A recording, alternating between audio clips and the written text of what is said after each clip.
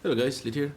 So after the last video, I kind of get curious what the Lich will looks like when I take the tag on the Gemling and put it back on the Lich and try to bring the Lich basically on the same level as the Gemling. So this is what it looks like, and this is 200 daily, and I put all effectiveness on my maps and also on my tablet, and it's pretty decent. Like obviously it's not going to be as good as the meta skill because the skill is just not that strong, and the explosion is basically the one who do most of the heavy lifting. And on the normal map, you can just sprint and you'll be fine. You don't have to worry about it. But on 200% daily, you have to go a little bit slower because some rare monster, if they don't have any pack, then you have to do mad flag on them. But that's about that. On the expeditions, I prefer to use Lich rather than the Gemling, just simply because of the explosions. It just explode a lot of the monster, and it's end up making the expeditions a lot faster. And that's the reason why I prefer to go with Lich on the grand expeditions. Compared to the Gemling, Lich have a downside where number one is defense. We only have like 6,000 mana, which is pretty good amount, but it's not as much as energy shield. You can get a high amount of energy shield on Gemling. Mine is like around 9,000, which is pretty low. You can easily push like 11, 1200, 11, 12,000. It's pretty easy to push energy shield on PoE2. So defense-wise, Gemling is still better. And the second downside of Lich is you cannot really have a lot of rarity inside the setup. We can use something like the gold ring, which give you like 60% rarity, and I think you can also get like 12% with the rapid idol on the body armor, so it's like 44% rarity, which is pretty decent. But of course it is not as high as any other classes or any other setup. A lot of setup that because the skill is so strong, you can basically use a lot of the suffixes or prefixes to get rarity instead of damage. But in Ravenflock, because the skill itself is not that strong, we do have to get quite a lot of stat to just boost the power. And for the upgrade itself, the first upgrade is the body armor, and the difference for this one is just this one have more energy shield, which basically means we get more mana compared to my last chest. This one I think give me like around 400 mana, so that one is pretty nice. We get a little bit more tanky, and also the mad flag get a little bit more damage because of the unholy might. And for the belt, I basically use the Gemling belt because I dropped the Archon buff, so I don't need the Archon on the prefix anymore, and I get the reservation efficiency. And this is really important because I changed the anointment once again because I dropped the Archon buff. I no longer use the anointment for the Archon buff. I basically choose to go for the Augmented Flesh. It's going to give you 2 skill slot, which basically we can use it for Spectre and also Skeletal Brute. And adding 2 extra minion basically give you 14% more damage because of the monster. So right now the wing and trophy right now is at 77,000. So that is the changes on the gear. Everything else basically is still the same. And another changes that I did is also changing the padding.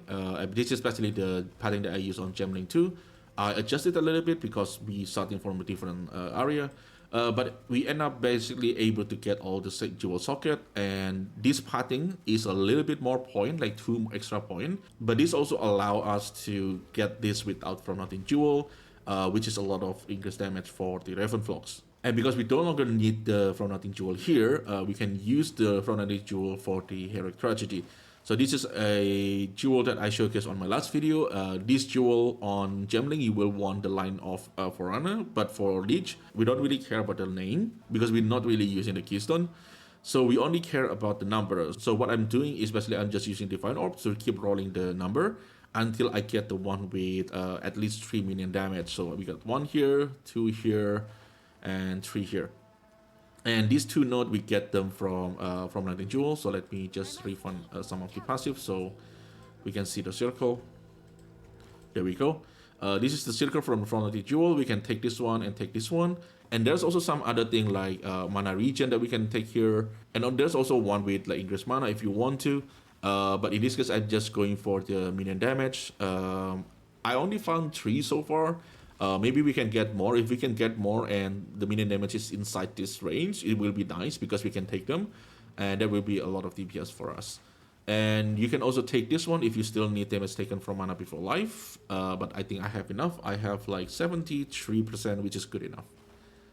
So this Heroic Tragedy, basically a lot easier to set up on Lich because we don't care about the line, but this is the same tag that we use on Gemling. And I just drop all the Archon stuff. The Archon stuff is just really annoying to use. It requires a lot of setup, and you also only have like 15% here. I know there is a desecrated mod on the belt, where you can have like 15%, 50% chance to trigger the Archon when you cast Offering. But now you need to put Offering, you lose one skill slot again.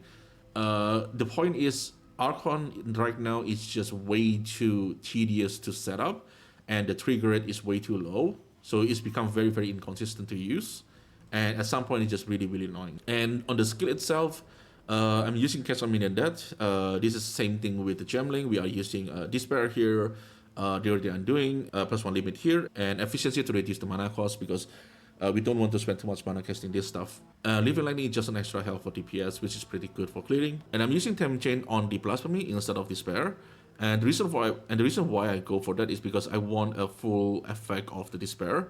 And this also means like sometimes it's not very consistent. Sometimes the Cast on Minion that trigger a little bit late, so you don't get the Despair on everyone. But so far, with how many times it procs, I think it's pretty good. The uptime of the Despair is pretty good. So I decided to put the Despair here so we can get the full effect of the Despair, because Blasphemy reduce the magnitude of your curse. So having Despair outside the Blasphemy, I think, give you more damage because of that. And also the Temp Chain kind of keep me alive on Expedition because Expedition can be quite scary sometimes. And we can also put something like a Slow Potency here to slow the enemy even more.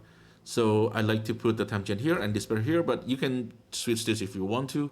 I don't think it's that big of a deal. I think that's it for this setup of the Lich. I just want to see how it feels like because so far the Lich and Gemling is two best ascendancy for Ravenflocks, and I think I still like Lich more.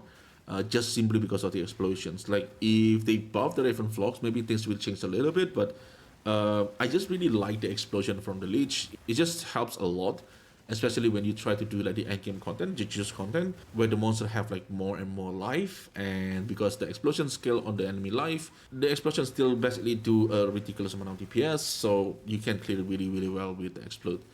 And yeah, I think that's it from me. And as usual, if you guys have any questions, just leave a comment below. I will try my best to answer it. And thank you everyone for watching. I really, really appreciate it. And I will see you in the next one.